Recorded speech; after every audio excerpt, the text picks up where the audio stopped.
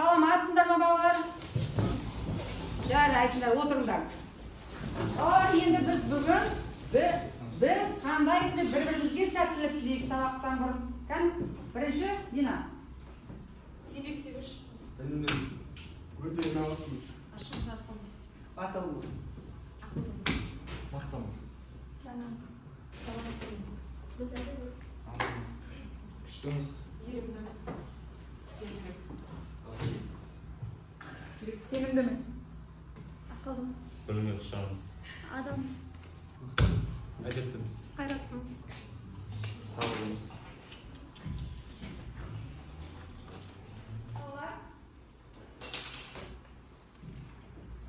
Бүгінгі біздің сабағымыз дүниежүзі елдерінің экономикалық даму көрсеткіштері. Бүгінгі сабағымыздың тақырыбы. Енді бірінші біз балалар топқа бөлініп алайық. Шаруашылық дегеніміз не? Кім айтады балалар? Айта қойшы сөйле. Белгілі бір анықталған бағыттағы кәсіпорын. Дұрыс. Сіз шығармашылық тобы боласыз. Шаруашылық. Экономика деп не айтамыз? Кім айтады экономика дегеніміз не? Айталым. Экономика дегеніміз материалдық игіліктегі өндіріс және айырбастау, бөлу және тұтыну кезінде адамдар арасында пайда болатын өндірістік қатынастар. Дұрыс. Сіздің тобыңыз экономика тобы. Индустрия дегеніміз не? Кім айтады? Жібек айта қойшы. Индустрия дегеніміз өнеркәсіптердегі тауарларды өткізетін әртүрлі секторларды қамтитын қызмет саласы. Дұрыс. Сіздің тобыңыз индустрия тобы. Енді балалар жаңа айтып өттім ғой, сіздерге бүгінгі сабағымыздың тақырыбы дүниежүзі елдерінің экономикалық даму көрсеткіші. Енді біз балалар осы сабақты бастамас бұрын өткен сабаққа миға шабуыл жасап көрейік кішкене. Енді дүниежүзілік шаруашылық салаларының орналасуы еді. Енді балалар, кім айтады? Дүниежүзілік шаруашылық дегеніміз не? Кішкене ойланайық, ойланып жауап берейік кішкене. Ойланып, дүниежүзілік шаруашылық дегеніміз не? Білетіндік. Бұны білетін шығарсыңдар, білеміз. Кән айта қойшы Ботагөз? Дүниежүзілік шаруашылық дегеніміз халықаралық экономикалық қатынастардың объективті негізі және маңызды бөлігі. Дұрыс айтасың, маңызды бөлігі отыра ғой. Енді біз балалар өткен сабақта өткен болатынбыз. Дүниежүзілік шаруашылықтың даму кезеңдерін өткенбіз, даму кезеңдерін.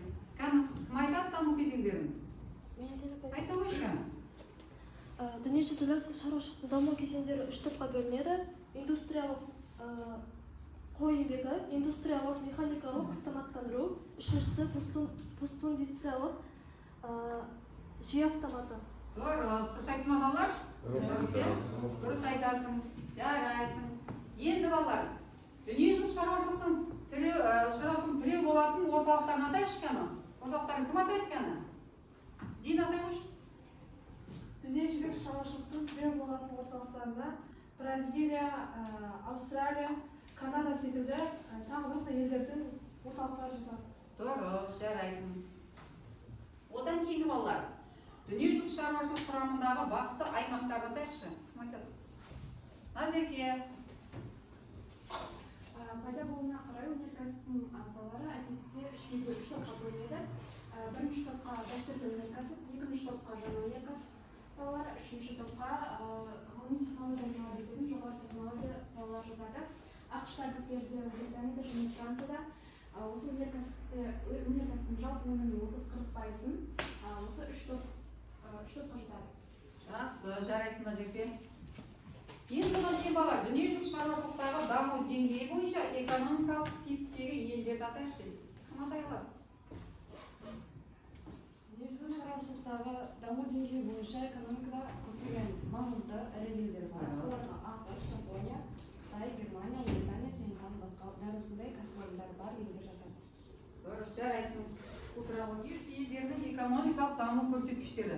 Бүгінгі сабақта біздің үйренетініміз, білетініміз дүниежүзі елдерінің экономикалық даму көрсеткіштерін салыстыруда мына жиынтық ұлттық өнім көлемін есептеуді не қыламыз бүгін біз? Сабақта үйренеміз. Тыңдап алыңдар және осы бойынша сендер қазір осы сабақты түсініп алу бойынша не қыласыңдар? Есеп шығарып үйренесіңдер. Одан кейін балалар, сендер бағалап өздеріңді бағалайсыңдар. Дүниежүзі елдерінің экономикалық даму көрсеткіштерін салыстырып диаграмма жасай аласыңдар. Терминдердің мағынасын анықтап, жиынтық ұлттық өнім көлемін есептей береміз. Одан кейін жиынтық ішкі өнім көлемі жоғары, орташа және төмен елдерді картадан анықтаймыз. Енді балалар, картадан анықтаймыз. Енді мен балалар үш топ басшыға не беремін? Критерий бағалау парағын беріп қоямын. Өз топтарыңызды бағалап отырасыздар, жарай ма? Экономика тобына берейін. Шаруашылық тобы. Және индустрия тобына берейін. Экономикалық даму көрсеткіштері. Дүниежүзі елдерінің экономикалық даму көрсеткіштері екен. Енді бұл экономикалық көрсеткіштердің қандай ерекшеліктері бар екен және олардың алатын орны қандай екен, соны қазір білеміз. Қазіргі кезде жекелеген елдер мен аймақтардың әлемдік экономикада алатын орны қандай екен? Ерекше. Орны ол бір-бірінен айырмашылық жасау екен ол жерде.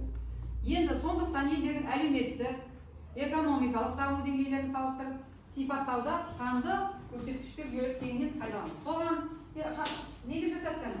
Жеке елдің дүниежүзілік шаруашылықтағы орны және экономикалық даму несі? Көрсеткіштері. Экономикалық даму көрсеткіштері. Енді біз қазір осы сабақта дамымаған, дамушы елдердің бәріне боламыз қазір атап кетеміз, иә? Соған керек. Енді балалар бұл жерде ел экономикасының несі? Типі, біріншіден, екінші жалпы жиынтық өнімнің көлемі мен несі? Құрылымы. Одан кейін халықтың өмір сүру деңгейі мен сапасы, елдің ғаламдық бәсекеге қабілеттілігі. Түсіндіңдер ме? Қандай екен?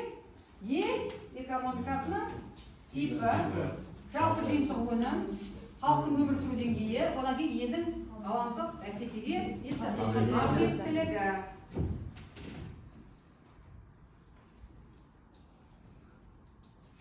Одан кейін енді дүниежүзі елдерінің экономикалық даму көрсеткіштеріне не жатады екен?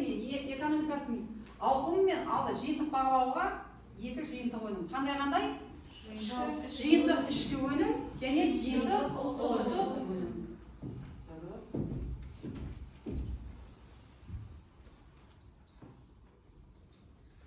Енді балалар, осы жиынтық ішкі өнім, жиынтық ұлттық өнім деп кеттік қой жаңа, иә? Осыларды тірек сөздерін айтып өтеді. Мысалы үшін қараңдар, жиынтық ішкі өнімі бұл жыл ішіндегі белгілі бір несі?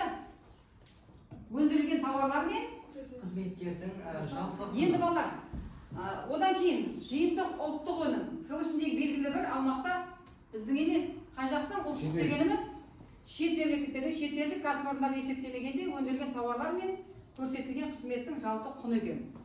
Сонда мына екеуін ажыратып алыңдар, жиынтық ішкі өнім бұл жиынтық ұлттық өнім. Одан кейін сатып алу қабілетінің паритеті. Бір елдің ақшалай бірліктерінің саны бірдей тауарлар мен қызметтер жиынтығын алуға болатын басқа елдердің ақшалай бірліктерінің санына қатысын есептеу керек екен. Енді бұл жерде балалар есептеу керек деп жатырмыз. Бұл жерде біз өнімменен қоямыз. Енді экспорт дегеніміз не? Қазір кім айтады? Экспорт дегеніміз айта қойшы. Экспорт дегеніміз тауарларды сыртқы нарыққа шығару шетелдерге. Дұрыс. Экспорт деген мысалы үшін Қазақстанның сапалы ел қандай заттардың тауарларын береміз біз? Қолжетімді сұранысқа ие заттарын өз елінде шығару. Дұрыс айтасың. Енді жаңа бұл экспорт дегеніміз бізден шетелге шығатын тауарларымыз, иә? Ал енді импорт дегеніміз ше балалар? Импорт дегеніміз кім айтады? Бұны айтамыз? Импорт дегеніміз бұл жаңағы сыртқы нарықты ішкі нарыққа қабылдау, яғни жаңа шетел тауарларын осы Қазақстан тауарларына әкелу. Шетелден келген тауарларды импорттар дейміз, ал біздің шет мемлекеттерге жіберетін тауарларымызды, өнімдерімізді экспорт дейміз. Мысалы үшін біз айтып жатамыз болса, импортный заттар өте күшті екен, сапасы. Бізге шетелден келгеннен кейін ол ең жақсы, құнды, қолжетімді, бағалы затын бергеннен кейін біз импортқа көп ұмтылысымыз қандай? Жоғары. Өзіміз импорт болғаннан кейін өзімізді солай түсінеміз. Импорт болғаннан кейін өте жақсы зат қоймау. Енді жаңағы осы айтып өттік қой, дүниежүзіндегі елдердің экономикалық даму көрсеткіштері дейміз онда. Даму көрсеткіштері дегеніміз не? Дамыған ғой енді, көрсеткіші ең жоғарыға жеткен елді қазір атаймыз. Енді қандай қалар? Әдетте геологтар салыстыру жүргізгенде, барлық елдерді салыстыру жүргізген кезде жиынтық ішкі өнім көлемінен ғана есепке алады. Сонда мысалы үшін жаңа Қытай деп айтып жатсақ, Қытайдың өздерінің жеке ішкі өнімдерінің өзі қандай екен? Мысалы үшін Қытай бір жерден бір затты көрсе тез өздері шығарып, соны дереу неге? Өйтсе олар жылдам сондай дамыған елдер. Міне қараңдар, әдетте олардың заттарының барлығы тез арада дарып, олардың жерде ішкі өнімдегі несін мысалы үшін артықшылығы сонда. Енді қараңдар балалар, әртүрлі елдердегі жиынтық ішкі өнім көлемінің көрсеткіші алшақтық жасамас үшін бірыңғай бірлік ақш долларымен пайдаланады екен. Мысалы үшін теңгемен емес, мысалы үшін Қазақстан болса да доллармен, Қытай болса да доллармен, сонда барлығы немен? Бірыңғай ақш долларымен пайдаланады. Егер әрқайсымыз өз валютамызбен есептеп кетсек, онда не болады? Өте алшақтық, айырмашылық өте көп болады. Сол үшін барлығы бірдей, барлығы немен есептейді екен? ақш долларымен. Енді халықаралық салыстыру неғұрлым дәл жүргізу үшін жиынтық ішкі өнім сатып алу қабілетінің паритеті мысалы үшін есебі береді. 2017 жыл енді дүниежүзілік елдер арасындағы жиынтық ішкі өнім көлемі жөнінен қай ел? Қытай жетекші орынға не алады? Ие болады екен. Сонда көрдіңдер ме? Барлығы доллармен есептегеннен кейін соның ішінде кім мысалы үшін жоғары көрсеткішке жетеді дейміз. Ал егер әрқайсымыз өзіміздің валютамызбен есептесек, ең артта солышылық өте көп болады. Айырмашылық өте көп болады ол кезде. Айырмашылығымыз өте көп болады.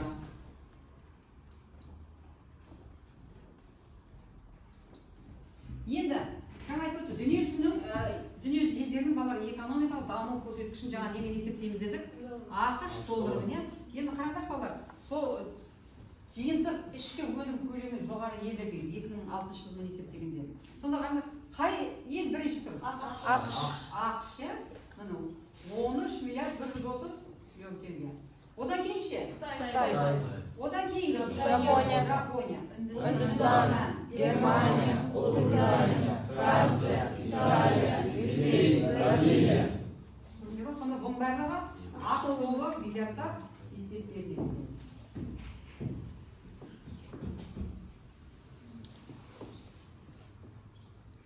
Енді балалар, мен сіздерге қазір тапсырма беремін.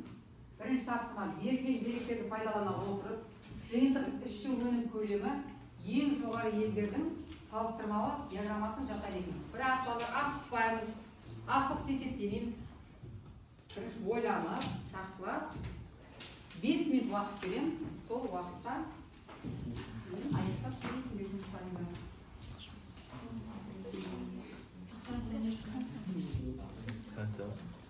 Мне Бразилия выглядит. А кто сложил? Зачем Бразилия?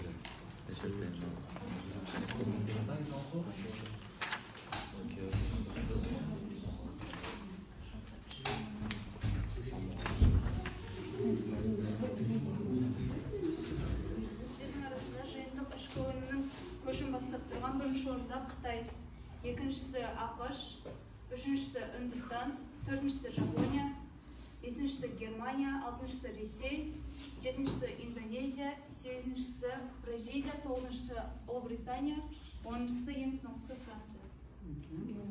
Дұрыс па балалар? Қайсы ма? Жарайсыңдар, отыра қойыңдар. Енді келесі топ керек ішкені? Индустрия топ келе қойыңдар.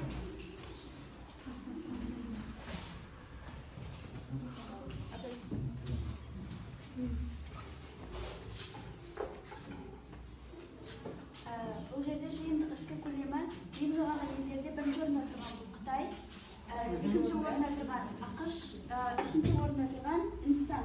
Осы үшеуі көш бастап тұр, ал қалғандары Жапония, сосын Германия, Ресей, жетіншісі Индонезия, сегізіншісі Бразилия, тоғызыншысы Ұлыбритания, оныншысы Франция. Жақсы, индустрия тобы көрсетіп, және картадан да көрсете өтті. Керемет. Келесі. Шаруашылық тобынан бар ма? Қазір келе қойыңдар.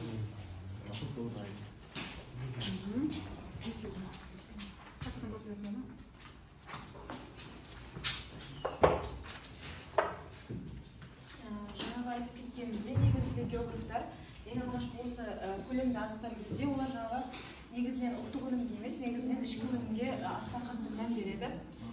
Яғни сол соңғы рет 2017 жылы жасалған есепте ең алғашқы орынға Қытай алса, екінші орында ақш алады. Қытай негізінен ең жоғарғы жаңа 23.208 көлеммен алса, ал ақш 19.485 көлеммен алады. Одан кейінгі қатарларда Үндістан 9.474, Жапония 5.443, одан кейін Германия 4.199, Ресей 4.016, Бразилия 3.247, одан кейін Индонезия 3.250, соңғысы Ұлыбритания 2.925. Сосын жаңағы негізінен жаңағы тек қана жалпы ұлттық ішкі өнімге қана емес, жаңағы ақш долларымен есептегенде ең басты орында Катар мен Люксембург алса, ең соңғы орында Бурунди мен Орталық Африка алды. Жақсы, керемет, жарайсыңдар. Бірінші Қытай, одан кейін ақш, одан кейін Үндістан, одан кейін Жапония, Германия, Ресей, Бразилия, Индонезия, Ұлыбритания, Франция. Дұрыс келеді ма? Ал енді одан кейінгі қай топқа жақсы бағалап береміз негізі? Қай топ? Қай топ деп ойлайсыңдар? Шаруашылық тобы да жақсы, индустрия тобы да неғылда? Картадан көрсете білді.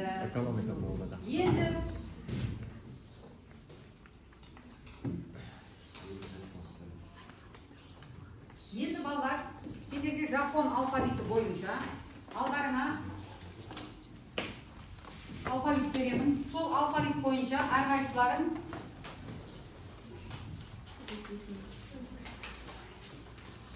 тез тапқырлықпен өз аттарына немесе бір өзен судың, көлдің атын атап берсеңдер өте керемет болар еді. Қазір кішкене уақыт береміз, ойланамыз. Уақытына қараймыз балалар. Бері қараймыз балалар. Біріншіден, бері қарайшы біріншіден түсініп кетейін сендерге. Егерде мен өз атымды атайтын болсам, ру, ку, по, ку, ши, кан. Мына жерде Венера деген менің атым шықты. Ал енді сендер бұл жерде өте тапқырлықпен балалар, өзен, судың, көлдердің немесе бір таудың аттары шыққанда қандай керемет болар еді. Ойланамыз кішкене. Ойланып айтамыз балалар.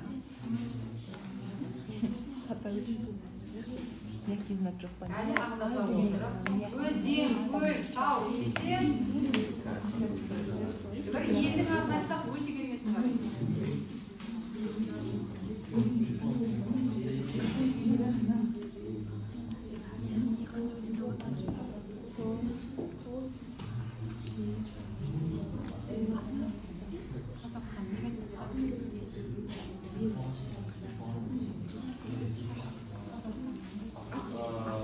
Бірінші өзендерден Ніл өзенін алды.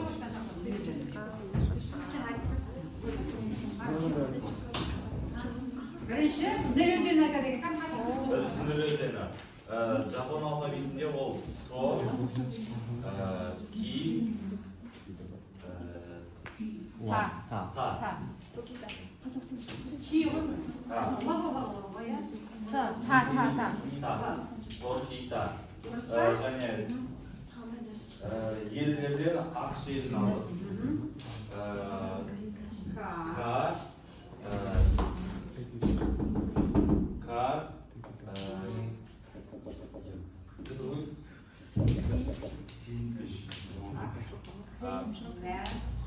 Ме, Ки.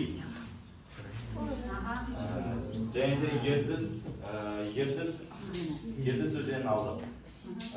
Ол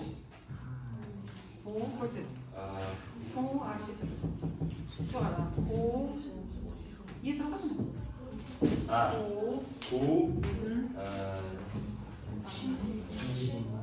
Ку, Ши,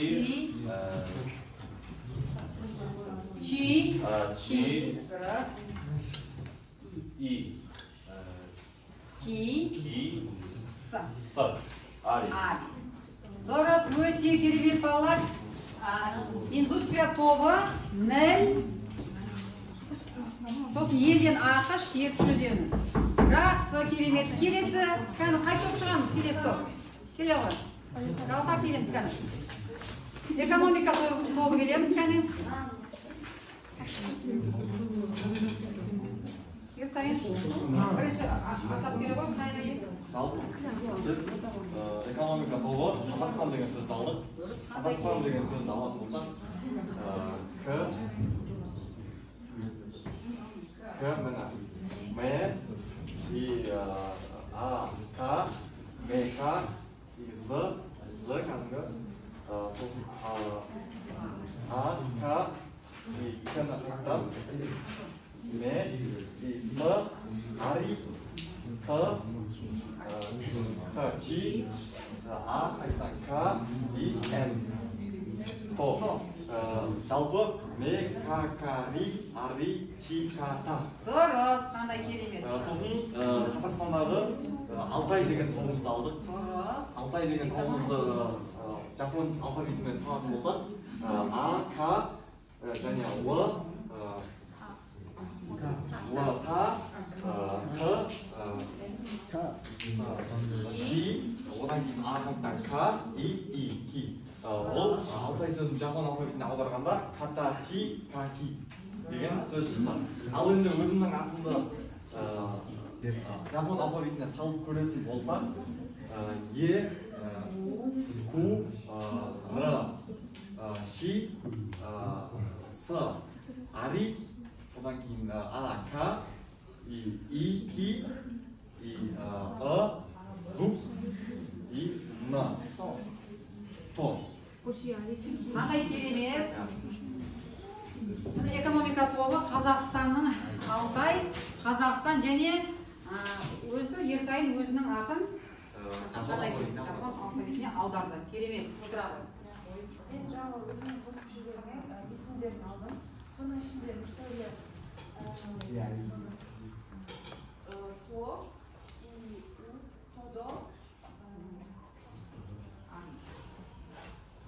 У, Тодо, Тодороши.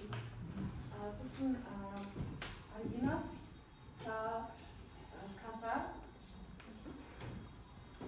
Катазу. Сосын Мигарас, Зу, Зуку, Ка, Зукуташи. Ол, жарайсың бар. Рахмет. Отырамыз. Жақсы, балалар. Жақсы меңгере білдіңдер. Енді балалар, екінші тапсырма сендерге дүниежүзі елдерінің экономика даму көрсеткіштерін сендердің алдарына таратып беремін мен қазір. Үш топқа осы тапсырманы 5 минуттың ішінде орындаймыз. Бұл жерде балалар, қараңдаршы, терминдер мен тілдік сөздердің атауын тауып, мақсатына сәйкестендіріңдер.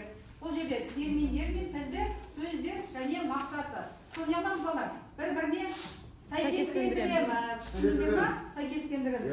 5 минут уақыт беремін, ойланамыз. Топпен жұмыс жасаймыз балалар, топпен. Топпен жұмыс жасап, ақылдаса отырып, 5 минут уақыт береміз.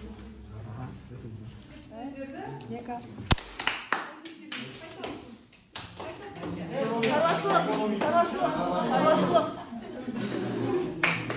тобы келіңдер.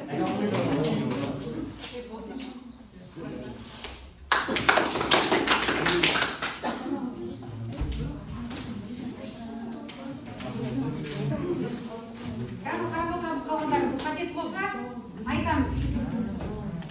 Жиынтық ішкі өнім. Ол жыл ішінде белгілі бір аумақта өндірілген тауарлар мен көрсетілген қызметтер жауапты. Дұрыс па балалар? Келесі. Жиынтық ұлттық өнім. Ол жыл ішінде белгілі бір аумақта шетелдік кәсіпорындарда есептемегенде өндірілген тауарлар мен көрсетілген қызметтер жауапты. Дұрыс па балалар? Сатып алу қабілетінің паритеті. Ол бір елдің ақшалай бірліктерінің санын бірдей тауарлар мен қызметтер жиынтығын алуға болатын басқа елдердің ақшалай бірліктерінің санына қатысты есептеу әдісі. Өте керемет. Экспорт ол ішкі рынокта өткізу үшін елге шет елдерден тауарлар әкелу. Ал импорт дегеніміз тауарды сыртқы нарықтарға жеткізу үшін шет елдерге әкелу. Жақсы, керемет. Өте жақсы. Дұрыс отыра алыңдар. Дұрыс орындалма балалар? Енді келесі қай топ? Экономика тобының Айзере менен Нартай келіңдер және. Жақсы, керемет. Шаруашылық тобы, кәсіпорындар өтті.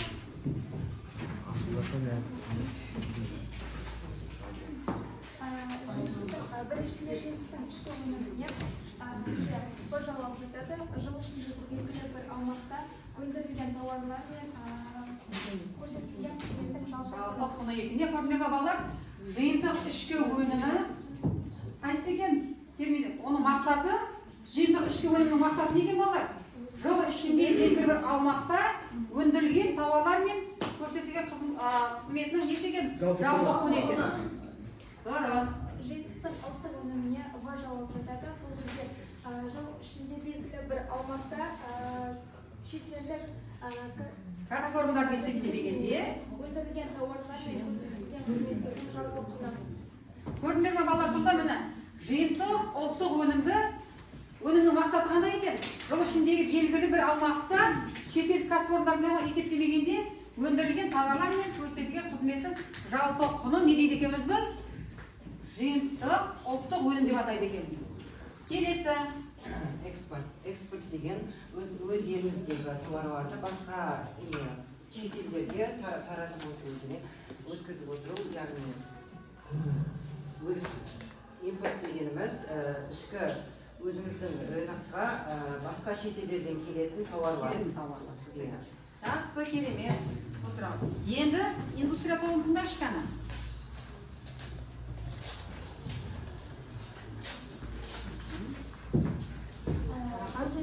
Бірінші, яғни жиынтық ішкі өнімнің жауабы бар жауабына сәйкес келеді. Ол дегеніміз жыл ішінде белгілі бір аумақта өндірілген тауарлар мен көрсетілген қызметтің жалпы құны болып табылады.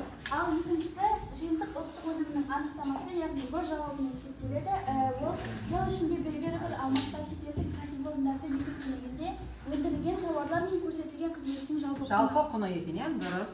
Ал сатып алу қабілетінің паритеті дегеніміз ол бізде А жауабына есептеледі. Яғни бір елдің ақшалай бірліктердің санын бірдей тауарлар мен қызметтер жиынтығын алуға болатын басқа елдердің ақшалай бірліктердің санына қатысты есептеу әдісі болып табылады. Экспорт дегеніміз тауарды сырттан нарыққа жеткізу үшін шетелдерге шығару. Импорт дегеніміз ішкі рынокқа өткізу үшін елге шет елдерден тауар әкелу. Енді балалар, қазір мен сендерге жауабын көрсетейін.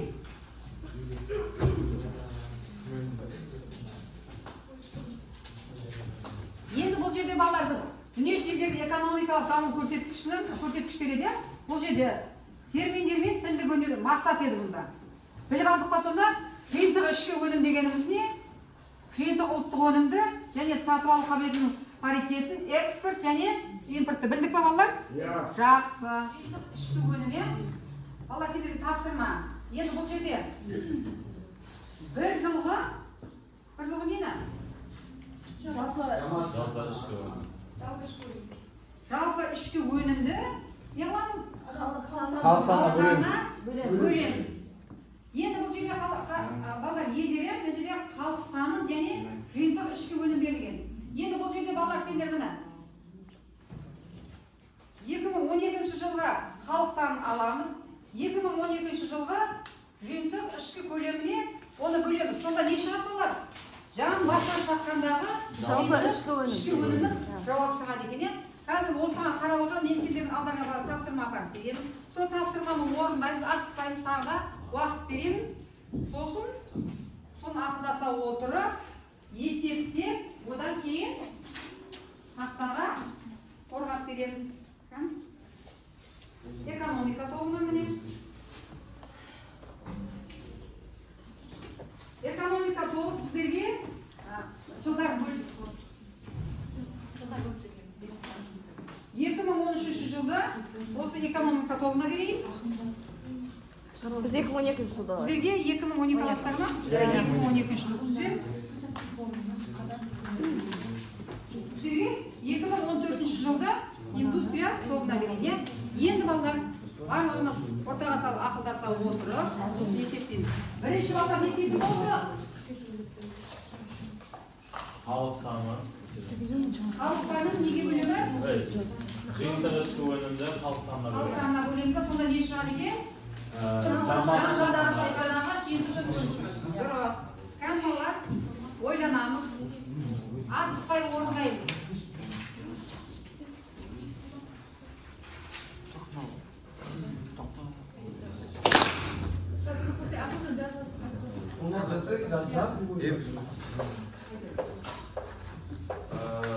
Бұл жерде Қазақстанның халық саны 2014 жылы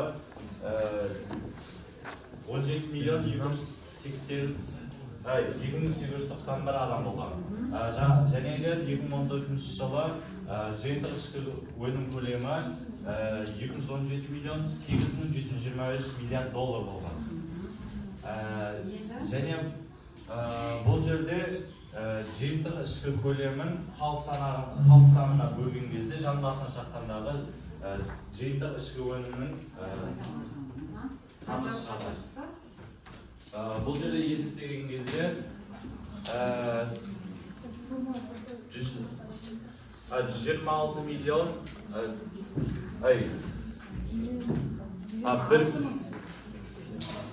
26 миллион 177 доллар шықты. Дұрыс балалар, дұрыс. Енді апай формулаға формулаға салып шығады. Отыра. Келесі.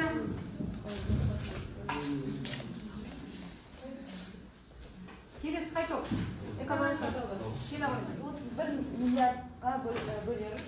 Ролик шығарғанда бізде 13.611 доллар болады, миллиард доллар болады. Дұрыс балалар? Отыра. Келесі. Шаруашылық тобы келеміз. Қазір шаруашылық тобынан басқа кім келеді? Келе ғой. Гүлназ. Бізде жаңағы 2012 жылғы жалпы ішкі өнімді сол жылғы, яғни салған халық санына бөлдік. Сол кезде жаңағы бізде жаңағы 1 триллионнан 2121 доллар шықты. 2012 қанша еді? Халық санына негізгі ішкі өнімі 203 мың 5172 миллиард болса, ал халық саны 16 миллион 791. Жақсы отырды. Енді балалар, бұл жерде бір қараңдаршы кәні. Бұл жерде біз не қылдық? Жан басына шаққандағы жиынтық ішкі өнімді не қылдық? Анықтадық. Біз мысал үшін 12 жылғы халық саны, одан кейін 12 жылғы жиынтық ішкі өнімі, осы екеуін бөлген кезімізде біз не шығардық? Жан басына шаққандағы жиынтық ішкі өнімді анықтадық. Түсіндіңдер бе балалар? Не анықтағандарыңды? Түсіндік қой, иә? Жақсы. Ал жауабы. Көрдіңдер ме? 12 жылы қанша екен? 12 жылы кім анықтады? Мерей. 13 жылға, одан кейін 14 жылға. Негізі жауаптарың дұрыс, рахмет. Енді балалар, экономика өсу немесе дамуды есептеу үшін, балалар, есептеу үшін, міне көрдіңдер ме? Бірінші мынау, Y0-ді нағыз жиынтық ішкі өнімнің былтырғы жылғы, міне, былтырғы санына, одан кейін екінші, көргенде қашықтасып кетпейміз. Ал енді мына Y1 неген нағыз жиынтық ішкі өнімнің ағымдағы жылы екен. Мынау былтырғы жылы болатын болса, ал мынау ағымдағы жылы екен. Ал енді бұл халық саны екен. Енді түсініп алдыңдар ма балалар, экономикалық өсу немесе дамуды есептеу. Қазір енді келесі, одан кейін.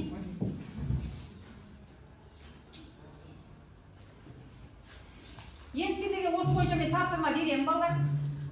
Тапсырма беремін. міне дүниежүзі елдерінің экономикалық даму көрсеткіші Қазақстанда, балалар қараймыз, Қазақстанда міне 2006 жылы сатып алу қабілетін ескергенде жиынтық ішкі өнім көлемі ресми бағам бойынша қанша екен? 143 миллиард ақш долларға деген.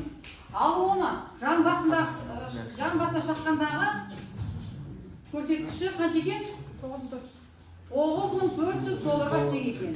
Енді 2017 жылы сатып алу қабілетін ескергенде жиынтық ішкі өнім көлемі ресми бағам бойынша қанша екен? 478 миллиард ақш долларға. Ал оның жан басына шаққандағы көрсеткіші қандай екен?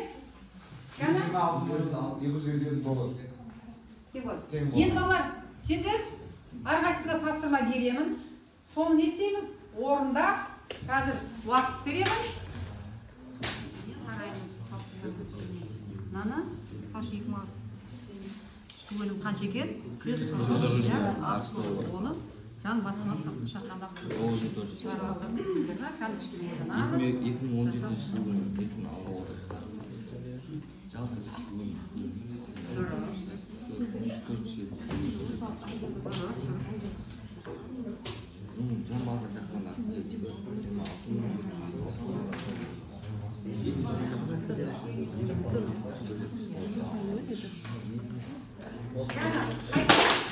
жақсы, жарайсың, стопта.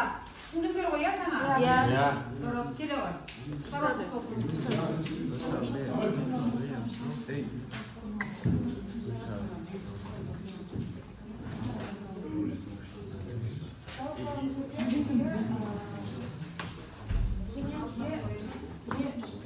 Дүниежүзілік экономикалық даму көрсеткішінде бұл керек.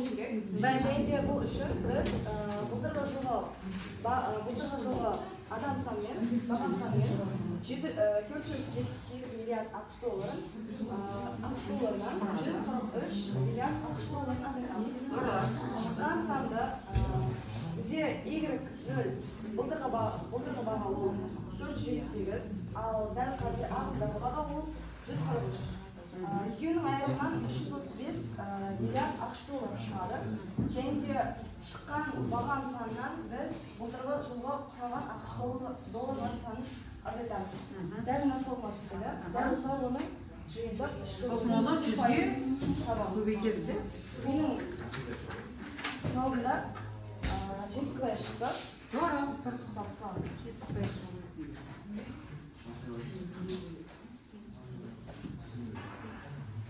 Жұмыстарымды қайтадан?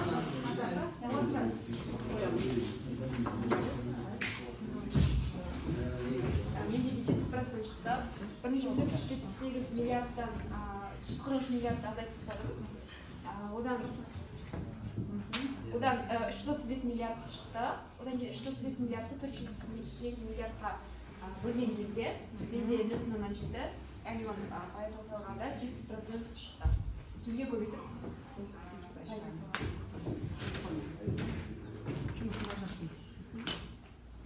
Дұрыс.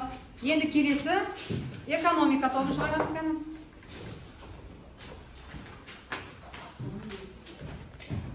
Жалпы осы экономикалық өсу немесе дамуды есептеуді осы формула арқылы шешеміз. Жалпы жаңағы Қазақстанда 2006 жылы 143 миллиард болған тұғын. 143 миллиард, ал қазіргі таңда 2017 жылы 478 миллиард болды. 478 миллиардты осы формулаға салсақ, 478 миллиардтан 143 миллиард азайтсақ, 335 миллиард шықты. 335 миллиард. Ал екінші формулаға салатын болсақ, ол 335 миллиардты 478 миллиардқа бөлсек, 0,7% шықты. Бұл бізде мына пайызды көрсетеді. Өсу пайызын көрсетеді. Ал соңында өсу пайызына 0,7-ні 100-ге көбейтсек 70%. Яғни экономикалық даму деңгейінің процентін көрсетеді. Керемет. Жарайсың отыраға. Үлкеден дұрыс па балалар? Міне көріңдер ма балалар? Неше пайыз құрайды екен сонда? Экономикалық өсуіміз 70 пайызы құрайды екен. Жақсы, керемет балалар. Балалар, енді келесі тапсырма бізде міне экономикасы дамыған елдер, дамушы елдер және дамымаған елдер кескін карта. Мен сіздерге кескін карта беремін. сол мына кескін картаға алдарыңызда отырып, ойлана отырып, қай елдерге дамушы елдер, қай дамымаған елдер, одан кейін және дамыған елдерді кескін картаға сіздер алдарыңызда карта берілген болатын. Сол картаға қарап отырып, дамыған елдер, дамушы елдер және дамымаған елдерді осы кескін картаға түсіріп, одан кейін маған деген картадан көрсетіп бересіздер. Осы тапсырма әр топқа береміз. Жарайсыңдар балалар. Бірінші шаруашылық тобын.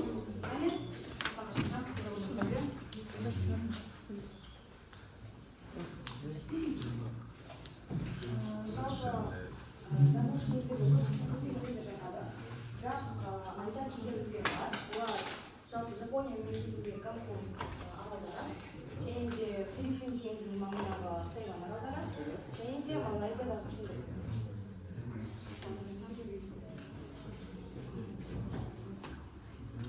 Сингапур,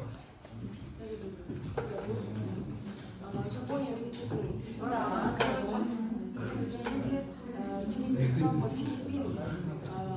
Филиппин теңізінің аралдары Цейлон. Жақсы, керемет.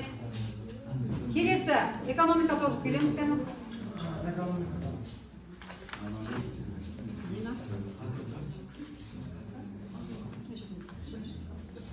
Сізде қандай ел?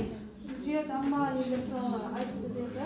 Негізінен дамымаған елдерге мұхит аралдарының жанында орналасқан аралдар мен Африка сол мұхиттардың арасындағы аралдарды берген.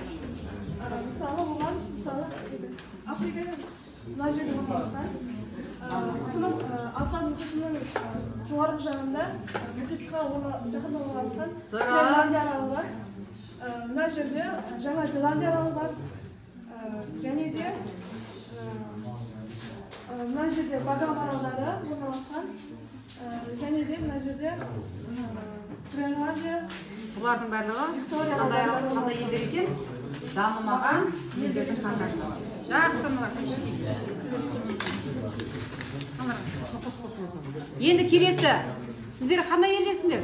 Дамыған елдерге индустрия тобы шығады кәні. Дамыған елдерді атап, картадан көрсетіп береміз.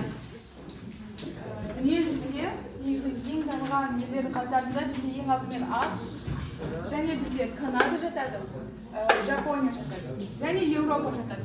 Еуропаның ішінде бізде Франция, Италия және Ұлыбритания жатады. Қандай керемет. Жұмысыңыз кетіп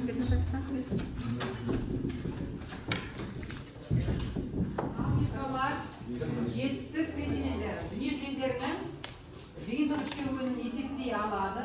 Үлкен жетіліктің ауыспалы экономикалық елдердің және бесеу елдердің жиынтық ішкі өнімін салыстыра отырып, даму барысында қорытынды талдау жасай алады. Енді балалар, қазір сіздер бүгінгі сабақтан не үйрендіңіздер, не үйрене алдыңыздар, және осы жетістіктерімізді бағалайық. Баспалдаққа не аламыз? Түсіреміз. Құрметті оқушылар, бүгінгі біздің сабағымыз дүниежүзі елдерінің экономикалық даму көрсеткіштері сабағын өткізген. Және балалар, осы сабақта кәні не түсіндіңдер? Кім айтып кетеді кәні? Қол көтеріп айтайыншы, кім не түсінді кәні? Енді меңгере білдік балалар.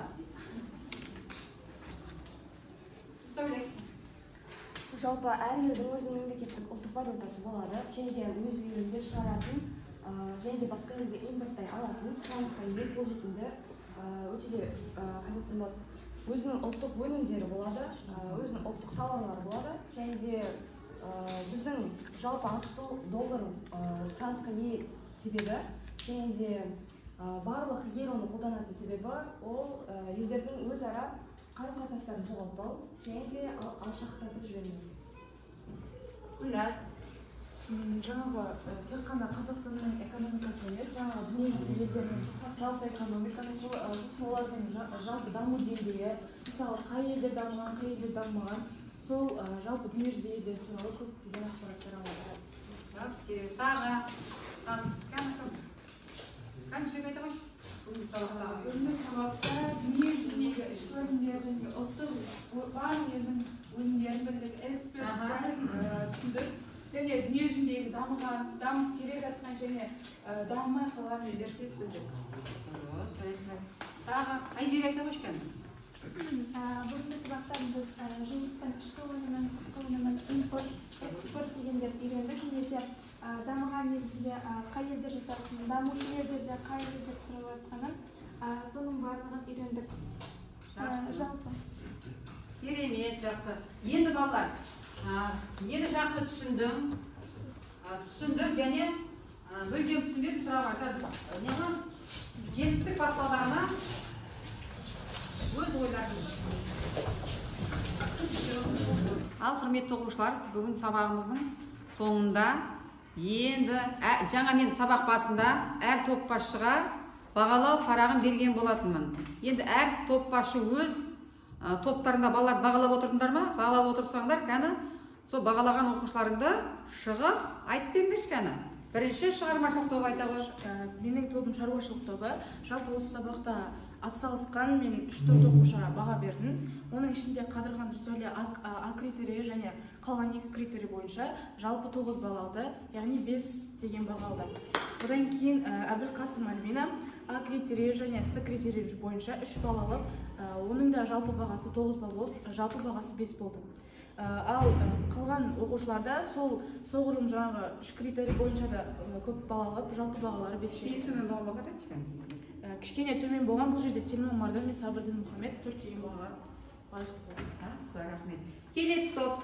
Келесі менің тобым индустрия тобы. Бұнда жақсы атсалысқан Абдуллаева Жібек, Әбілқасым Қарағат, Нұрділдә Мерей және де Есенгелді Назерке үшеуі де барлық критерий бойынша толықтай 9 балл алды және де 5 деген бағаға лайық. Төмендегі жауап берген оқушыларда Бота және де Абдумалик Яман, олар жалпы баға 5 және де бағасы 4 болып келеді. Келесі топ. Біздің тобымыз экономика тобы. Мұнда жақсы атсалысқандар Ақжібек Гаухар, Тиханбай Ерсайын, Амантаева Айзере, Асуега Сазат, Баттал Нартай, Бақытжан Зина. Ал төмендеу атсалысқандар Бекболат және Бекзат. Жақсы. Әрқайсың әділ бағалатындар ғой, жақсы, рахмет. Саған естетін. Бүгінгі жаңа сабақ түсінікті сіздерге? Егер осы дүние елдерінің экономикалық даму көрсеткіштерін тақырыбын оқып көреміз. Оның ішінде дүние елдерінің экономикалық даму көрсеткіштерін салыстыру және дүние елдерінің экономикалық деңгей бойынша зерттеу. Осы сабақты үйге береміз. Тыңдағандарыңызға көп рахмет. Сау болыңыздар.